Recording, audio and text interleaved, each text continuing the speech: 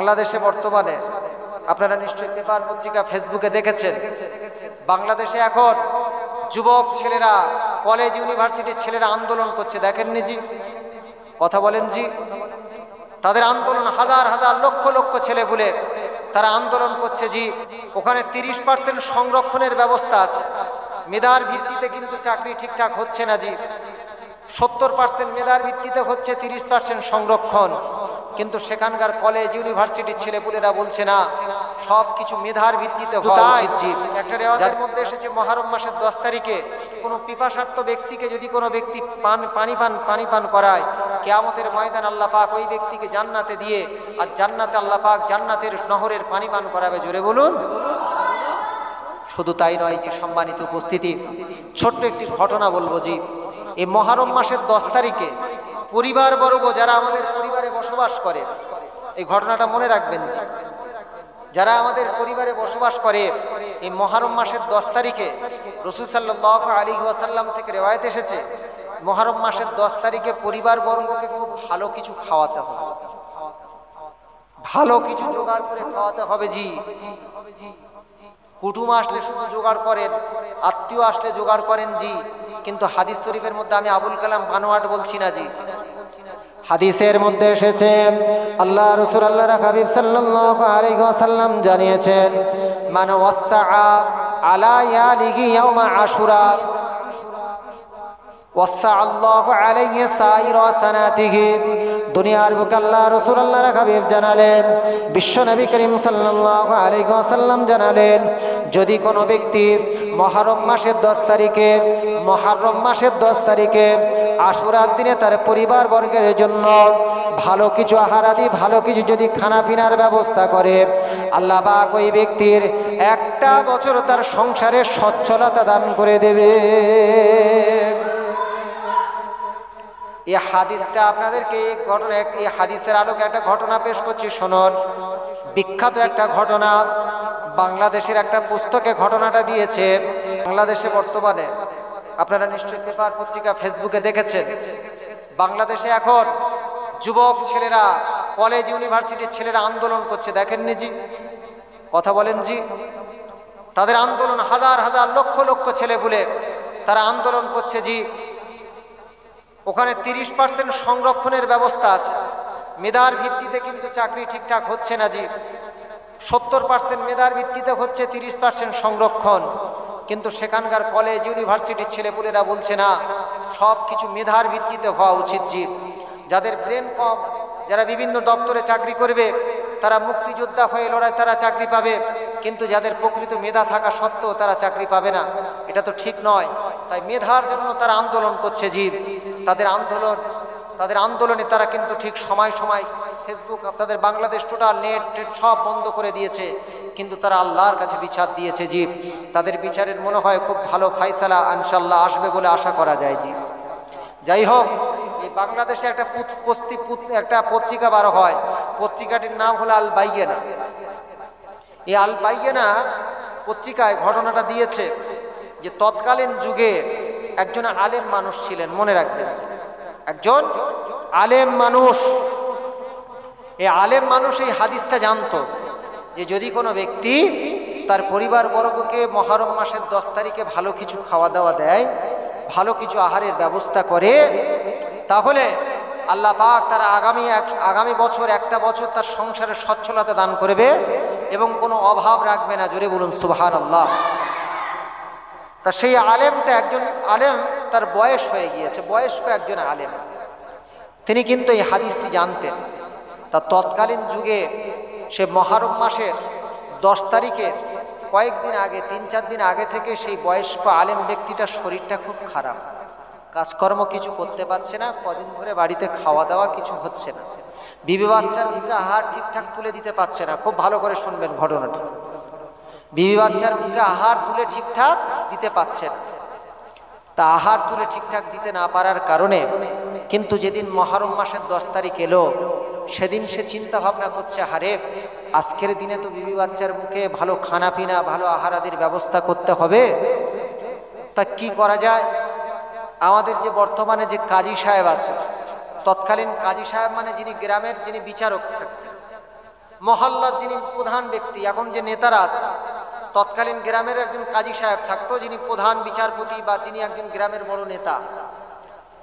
তা সেই বয়স্ক আলেম ওই হাদিসের দিকে লক্ষ্য করে যে তার পরিবারবর্গকে খাওয়াতে হবে, তাই তিনি কি করলেন, একটা কাজী সাহেবের কাছে গেলেন। সেই গ্রামের বড় কাজী সাহেব, বড় নেতার কাছে গেলেন। কাজী সাহেবের কাছে দুপুরবেলা গিয়েছে। দুপুরবেলা যাওয়ার পরে কাজী সাহেবের কাছে গিয়ে বলছো, ও কাজী সাহেব, রাসূলুল্লাহর একটা হাদিস এসেছে যে আজকের যদি কেউ কোনো ব্যক্তি তার পরিবারবর্গকে ভালো কিছু আহারাদি খাওয়ায়, ভালো কিছু খাওয়ায়, তাহলে তার একটা বছর আল্লাহ পাক সংসারে, আল্লাহ নিজের সংসারে সচ্ছলতা দান করবেন, অভাব রাখবে না। তা সেদিকে লক্ষ্য রেখে আমার কয়েকদিন শরীরটা খারাপ, তা আপনি আমাকে কিছু আটা দেন আর কিছু গোস্ত বা গোস্ত দান করুন, যে আমি আমার শরীরটা ভালো হয়ে গেলে সেই আটা এবং গোস্ত আপনাকে দিয়ে দেব, আদায় করে দেব। বা আমাকে কিছু টাকা পয়সা দেন, আমি কিছু আটা কিনবো এবং কিছু গোস্ত কিনে আমি আমার বাড়িতে আজকের জোগাড় করব, আমার বিবি বাচ্চার মুখে ভালো আহারাদির ব্যবস্থা করব। কাজী সাহেব বলল, আচ্ছা ঠিক আছে, তুমি আসরের সময় আসো। আসরের সময় গেল, বয়স্ক আলেম ব্যক্তিটা আসরের সময় গেল। আসরের সময় আবার তাকে বলল, তুমি মাগরিবের সময় আসবে। কাজী সাহেব বলছে, তুমি মাগরিবের সময় আসবে। মাগরিবের সময় গেল, মাগরিবের সময় আবার কাজী সাহেব বলছে, তুমি এশার সময় আসবে। কাকে বলছে বলুন তো, কাকে বলছে? সেই বয়স্ক আলেম ব্যক্তিকে। বয়স্ক আলেম ব্যক্তিটি এশার সময় হাজির হয়ে গেল। এশার সময় যখন হাজির হলো, ওই সময় কাজী সাহেব, ওই গ্রামের নেতা, গ্রামের যিনি প্রধান কাজী সাহেব বলছে, ও বয়স্ক ব্যক্তি, আমি তোমাকে কিছু দিতে পারবো না।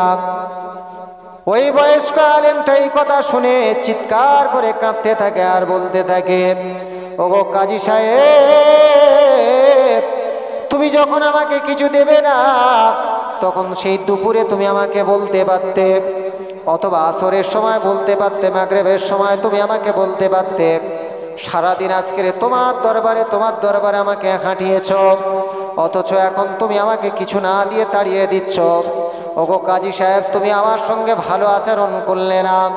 এত রাত্রেতে আমি আমার বিবি বাচ্চার জন্য কি খাবার নিয়ে যাব, আর কোথায় টাকা পয়সা পাবো, কোথায় পাবো?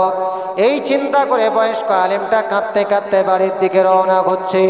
মনটা বড় খারাপ অবস্থায় যখন বাড়ির দিকে রওনা হচ্ছে, কিছুটা দূর রওনা হবার পরেতে কাঁদতে কাঁদতে ডুগরে ডুগরে কাঁদছে আর বাড়ির দিকে যাচ্ছে। ওই রাস্তার পাশে একজন ধনাঢ্য খ্রিস্টান ব্যক্তি বসবাস করতেন। ভালো করে শুনবেন ঘটনাটি। ওই রাস্তার পাশে একজন ধনাঢ্য খ্রিস্টান ব্যক্তি বসবাস করতেন। খ্রিস্টান ব্যক্তিটা রাতের অন্ধকারে রাস্তা দিয়ে একজন কাঁদতে কাঁদতে যাচ্ছে। এই কান্নার আওয়াজটা খ্রিস্টান ধনাঢ্য ব্যক্তিটা, খ্রিস্টান ধনী ব্যক্তিটার কানে আওয়াজটা গিয়েছে। খ্রিস্টান ধনাঢ্য ব্যক্তিটা তার ঘর থেকে বার হয়ে রাস্তায় এসে দাঁড়িয়েছে। রাস্তায় এসে দাঁড়িয়ে দেখছে একজন বয়স্ক মানুষ কাঁদতে কাঁদতে বাড়ির দিকে যাচ্ছে, এমন করে রাস্তায় হেঁটে হেঁটে যাচ্ছে। ওই খ্রিস্টান ব্যক্তিটা ওই বয়স্ক আলেম ব্যক্তিকে দাঁড় করিয়েছে। বয়স্ক আলেম ব্যক্তিকে দাঁড় করিয়ে বলছে, ও বয়স্ক মানুষ, এত রাত্রে তুমি কাঁদছো কেন বলো? আর কোথায় বা হেঁটে হেঁটে তুমি যাচ্ছ বলো? ও বয়স্ক ব্যক্তি, এত রাত্রে তুমি কাঁদছো কেন? ওই বয়স্ক আলেম ব্যক্তি বলছে, না না, কিছু হয়নি, আমি এমনি কাঁদছি। বলছে, না, তোমার কি ঘটেছে তুমি বলো। খ্রিস্টান ব্যক্তিটার অন্তরে দয়া হলো। খ্রিস্টান ব্যক্তিটা বলছে, বলো বলো, তোমার কি হয়েছে বলো। ওই সময় খ্রিস্টান ব্যক্তিটার কাছে বয়স্ক আলেম ব্যক্তি বলছে, ওগো খ্রিস্টান ধনাঢ্য ব্যক্তি, তুমি শোনো, আমাদের ধর্মেতে আমাদের নবী, বিশ্বগুরু নবী জানিয়েছেন, মান ওয়াসা আলা ইয়ালিহি ইয়াউমা আশুরা ওয়াসা আল্লাহু আলাইহি সাইরা সানাতিহি। যদি কোনো ব্যক্তি মুহররম মাসের 10 তারিখে তার বিবি বাচ্চার জন্য যদি কিছু ভালো খানা পিনার ব্যবস্থা করে, আল্লাহ পাক তার একটা বছর সংসারে সচ্ছলতা দান করে দেবে, অভাব বলে কিছু রাখবে না। এই হাদিসের দিকে লক্ষ্য করে আমি অসুস্থ মানুষ, কয়েকদিন ধরে কাজকর্ম করতে পারিনি, আমার বিবি বাচ্চার বুকে ভালো হাত তুলে দিতে পারিনি, তাই আজকের আমি গ্রামের কাজী সাহেবের কাছে গিয়েছিলাম। কিছু আটার জন্য, কিছু চালের জন্য, কিছু গোস্তের জন্য কাজী সাহেব আমাকে আসরের সময় যেতে বলল, মাগরিবের সময় যেতে বলল, এশার সময় যেতে বলল, কিন্তু সারাদিন আমাকে হাঁটালো, কিন্তু বিন্দুমাত্র কিছু দিল না। তাই আবার বিবি বাচ্চার মুখে হাত তুলে দিতে পারবো না, এই চিন্তা করে আমি কাঁদতে কাঁদতে বাড়ির দিকে যাচ্ছি। খ্রিস্টান ব্যক্তিটা এই কথাটা শুনে তার মনে বড় দয়া হলো, তার মনে বড় রহম হলো। খ্রিস্টান ব্যক্তিটা কি করলো? বলছো গো বয়স্ক ব্যক্তি তুমি এখানে দাঁড়াও। বাড়িতে তিনি খ্রিস্টান ব্যক্তি গিয়ে হাজির হয়ে গেল। খ্রিস্টান ব্যক্তি বাড়ির ভিতরে গিয়ে এমন করে কয়েক বস্তা আটা নিয়ে আসলো আর কয়েক কেজি গোস্ত নিয়ে আসলো। আটা আর গোস্ত দিয়ে ওই কেমন করে গরিব বয়স্ক ব্যক্তিকে এবং বয়স্ক আলেম ব্যক্তিকে দিল। ওই বয়স্ক আলেম ব্যক্তি বলছে না না না, তোমার আটা আর তোমার গোস্ত আমার লাগবে না। খ্রিস্টান ব্যক্তি তখন বলছে ওগো বয়স্ক ব্যক্তি তুমি শোনো, এই যে বস্তা কয়েক বস্তা আটা দিচ্ছি আর গোস্ত দিচ্ছি, এর বিনিময়ে তোমাকে আমাকে টাকা দিতে হবে না, আর এই ঋণ তোমার পরিশোধ করতে হবে না, আমি খুশি হয়ে তোমাকে দান করে দিলাম। খ্রিস্টান ব্যক্তির কাছে এই মাল নিয়ে, আটা নিয়ে আর গোস্ত নিয়ে ওই বয়স্ক আলেম ব্যক্তি বাড়ি চলে গেল। বাড়িতে গিয়ে তার বিবিকে বলছে ও বিবি, আমার বিবি কয়েকদিন ধরে তোমাদের মুখে হাত তুলে দিতে পারিনি, আজকের আমি আটা নিয়ে এসেছি আর গোস্ত নিয়ে এসেছি। এই আটা দিয়ে রুটি তৈরি করো আর গোস্তটা ভালো করে ভুনা করো। এই রুটি আর গোস্ত দিয়ে, এই রুটি আর গোস্ত দিয়ে তুমি এমন করে আমরা সুন্দর করে রুটি আর গোস্ত আমরা আমাদের বাচ্চাদের সাথে করে নিয়ে আজকের রাত্রেতে আমরা বসে বসে এক জায়গায় আমরা আহার করব। রুটি তৈরি হয়ে গেল, গোস্ত তৈরি হয়ে গেল। বয়স্ক আলেম ব্যক্তি তার বিবিকে আর সন্তানদের সাথে করে নিয়ে ওই রাতের অন্ধকারে রুটি আর গোস্ত খেলো।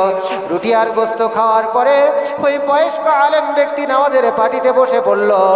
নামাজের পাটিতে এশা নামাজটা আদায় করে নিয়ে আল্লাহর দরবারে দুটি হাত তুলল। ওগো আমার আল্লাহ, সারাদিন কাজী সাহেব আমাকে হাঁটিয়েছে, কিন্তু কাজী সাহেব আমাকে কিছু দেয়নি। আল্লাহ পাক একটা আজকের অন্য ধর্মের একজন খ্রিস্টান ব্যক্তি, সে আমাকে আটা দিয়েছে, গোস্ত দিয়েছে। আল্লাহ আমি তার জন্য দোয়া করি, আল্লাহ খ্রিস্টান ব্যক্তিকে তুমি হেদায়েত দান করে দাও। ওগো আল্লাহ, আপনি ওই খ্রিস্টান ব্যক্তিকে হেদায়েত দান করে দাও। খ্রিস্টান ব্যক্তিকে যাজা বদলা আপনি দান করে দিবেন, যে আমাকে আজকের আটা দিয়েছে, গোস্ত দিয়েছে, যার বিনিময়ে আজকের আমরা সুন্দর করে বিবি বাচ্চার সাথে করে নিয়ে সুন্দর করে আহার করেছি, খানা পিনা খেয়েছি। খ্রিস্টান ব্যক্তিটার জন্য দোয়া করে দিল। ওই রাতটা যখন মধ্যরাত হয়ে গেল, ভালো করে শুনবেন ঘটনা, পশম খারাপ হয়ে উঠবে। ওই রাতে যখন মধ্যরাত হয়ে গেল, যে কাজী সাহেব এমন করে ওই বয়স্ক আলেম ব্যক্তিকে কোনো খানা পিনা কিছু দেয়নি, কোনো আটা দেয়নি, কোনো গোস্ত দেয়নি, কোনো টাকা পয়সা দেয়নি। ওই কাজী সাহেব মধ্যরাতে স্বপ্ন দেখছে যে জান্নাতের দুটো স্পেশাল রুম, একটা হলো গোল্ডেন হাউস অর্থাৎ সোনার রুম, সোনা সোনা স্বর্ণের রুম গোল্ডেন হাউস, আর একটা হচ্ছে সিলভার হাউস অর্থাৎ রূপার রুম, রূপার একটা ঘর, আর একটা হচ্ছে সোনার ঘর। এই দুটো ঘর কাজী সাহেবকে স্বপ্নেতে দেখানো হচ্ছে। কাজী সাহেব স্বপ্নের ভিতরে জিজ্ঞাসা করছে এই দুটো ঘর কার জন্য বলো। এই কাজী সাহেব স্বপ্নের ভিতরে বলছে দুটো ঘর কার জন্য বলো। ওই সময় স্বপ্নের ভিতরে কাজী সাহেবকে জানানো হচ্ছে এই ঘর দুটো তোমার আমলনামায় আল্লাহ পাক রেখেছিল। এই ঘর দুটো জান্নাতি, এমন করে জান্নাতি দুটো ঘর, সোনার ঘর আর উপর ঘর আল্লাহ তোমার আমলনামায় রেখেছিল কাজী সাহেব। কিন্তু তুমি ওই বয়স্ক আলেম ব্যক্তিকে তুমি কিছু না দিয়ে ফিরিয়ে দিয়েছ। ওই বয়স্ক আলেম ব্যক্তিকে খ্রিস্টান একজন ধনাঢ্য ব্যক্তি, তাকে কয়েক বস্তা আটা দিয়েছে আর গোস্ত দিয়েছে। আল্লাহ তোমার অ্যাকাউন্ট থেকে, তোমার আমলনামা থেকে দুটো ঘর কেটে নিয়ে ওই খ্রিস্টান ব্যক্তির আমলনামায় আল্লাহ লিখে রেখে দিয়েছে। ভালো করে শুনবেন, সকাল হতে না হতে কাজী সাহেব ফজরের নামাজ আদায় করল। ফজরের নামাজ আদায় করে সঙ্গে সঙ্গে খ্রিস্টান ব্যক্তির চেহারাটা কাজী সাহেবের স্বপ্নেতে দেখানো হয়েছিল। ওই খ্রিস্টান ব্যক্তির বাড়িতে সকালবেলা কিন্তু কাজী সাহেব হাজির হয়ে গেল।